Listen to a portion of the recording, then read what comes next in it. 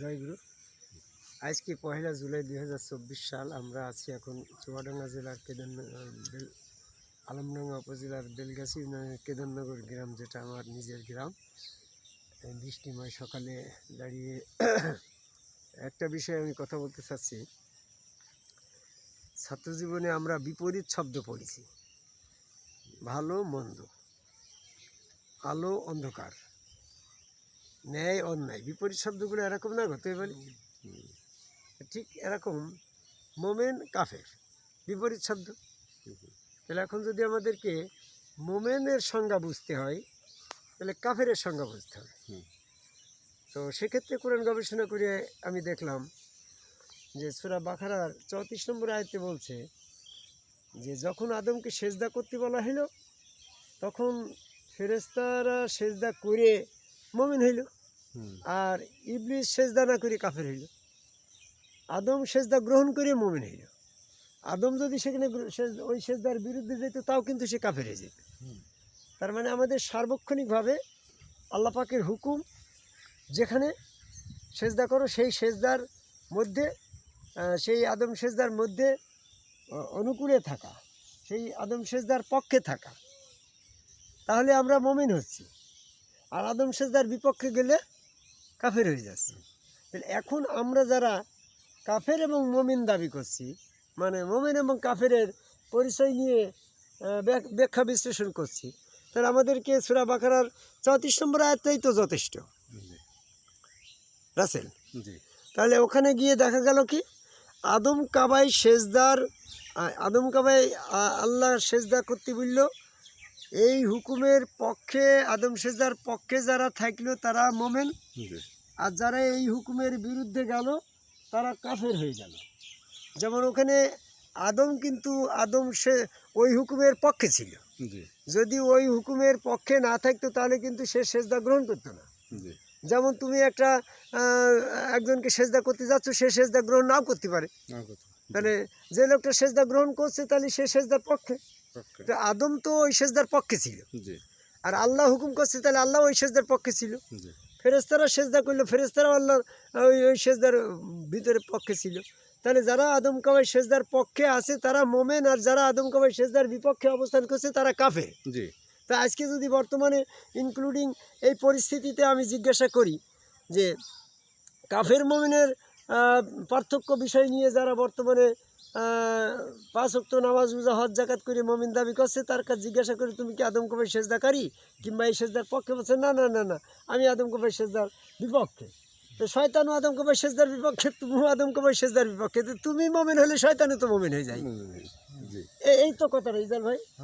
এইভাবে আমরা যদি বলতে যাই তাহলে হয়তো আরও অনেক সময় লাগবে। আমি সংক্ষিপ্ত পরিসরে যেটা বলতে চাচ্ছি যে বর্তমানে যারা আদম কাবাই সেজদাকারী এবং সেজদার পক্ষে এবং আদম সেজদা গ্রহণ করছে, তারা হচ্ছে আদমের পক্ষে, আদমের সমর্থনে, আর ফেরেশতাদের পক্ষে মুমিনের সমর্থনে। আর যারা যারা আদম কাবাই সেজদার বিপক্ষে আছে তারাই হচ্ছে কাফের আছে।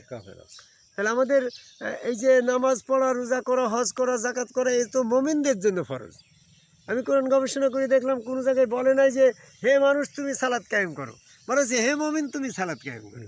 এই বলে যে না আমানো, হে বিশ্বাসীগণ, হ্যাঁ আমিলুস সালিহাত ওয়া আকিমুস সালাত, হ্যাঁ ওয়া তুয়াজ যাকাত, সূরা বাকারা 277 নম্বর আয়াত। তো তাহলে এখানে দেখা যাচ্ছে যে মুমিন হতে হলে প্রথম শর্ত হচ্ছে আদম কাবাই সেজদা করা কিংবা আদম কাবাই সেজদার পক্ষে থাকা। যারা আদম কাবাই সেজদার বিপক্ষে তারা আসলে মুমিন নয়, তাদের জন্য সালাত, রোজা, হজ, যাকাত এই সমস্ত কোনো কিছুই কাজে আসবে না। তো এই পরিসরে আমি আরেকটা বলতে চাচ্ছি, বর্তমানে তারা ইসলামটাকে যে পর্যায়ে দাঁড় করাচ্ছে, এইটাই যদি প্রকৃত ইসলাম হয়, আদম সেজদা বহির্ভূত যদি ইসলামটা হয়, বা কোনো রসুলের প্রয়োজন নাই, নিরাকারে আল্লাহ বিশ্বাস করে মসজিদে যে 5 ওয়াক্ত নামাজ রোজা পড়লে আমি মুমিন হয়ে গেলাম, এইটা যদি হয়, তো তাহলে যুগে যুগে রসুল আসার দরকার ছিল কি? আদম আলাইহিস সালাম তো বেহেশতের ভিতর থেকে আল্লাহ দেখে আসলো, বেহেশত দেখে আসলো, ফেরেশতা দেখে আসলো, তার বংশধরকে তো সেই জ্ঞানগুলো দিয়েই দিল। তাহলে যুগে যুগে তো সেই জ্ঞান নিয়েই চলতে পারত। তাহলে রসুলের যুগে যুগে প্রয়োজন ছিল না। রসুলের প্রয়োজন কখন হচ্ছে? যখনই আদম কাবাই সেজদা প্রয়োজন হচ্ছে তখনই রসুলের প্রয়োজন হচ্ছে। এই জন্য আরেকটি বিষয় আমি উল্লেখ করতে চাচ্ছি যে যেহেতু রসুলের প্রয়োজন, তাহলে রসুল বিবর্জিত কোনো পিরিয়ড এই আল্লাহ পাকের দ্বীনি ব্যবস্থাপনায় থাকবে না। যে বলি যে মোহাম্মদ সাল্লাল্লাহু আলাইহি আদম থেকে মোহাম্মদ সাল্লাল্লাহু আলাইহি সাল্লাম পর্যন্ত রসুলের প্রয়োজন ছিল, আর মোহাম্মদ সাল্লাল্লাহু আলাইহি সাল্লামের শেষ অংশে রোজ কিয়ামত পর্যন্ত রসুলের প্রয়োজন নাই। তা দ্বীনি ব্যবস্থাপনা দুই রকমের হয়ে যায়। আল্লাহ পাকের দ্বীনি ব্যবস্থাপনা দুই রকমের নয়, একই রকম। তো তখন রসুলের হাত আল্লাহর হাত, রসুল সুরতে আল্লাহ বিশ্বাসের সেজদা ভক্তির মাধ্যমে যেমন মুমিন হয়েছে, এখনও সেই পদ্ধতিটাই তো থাকতে হবে। তো মোহাম্মদ যদি রসুল হয়, সাল্লাল্লাহু আলাইহি সাল্লাম যদি আমাদের রসুল হয়, তো তাহলে আমরা তো সেজদা করতে পারছি না।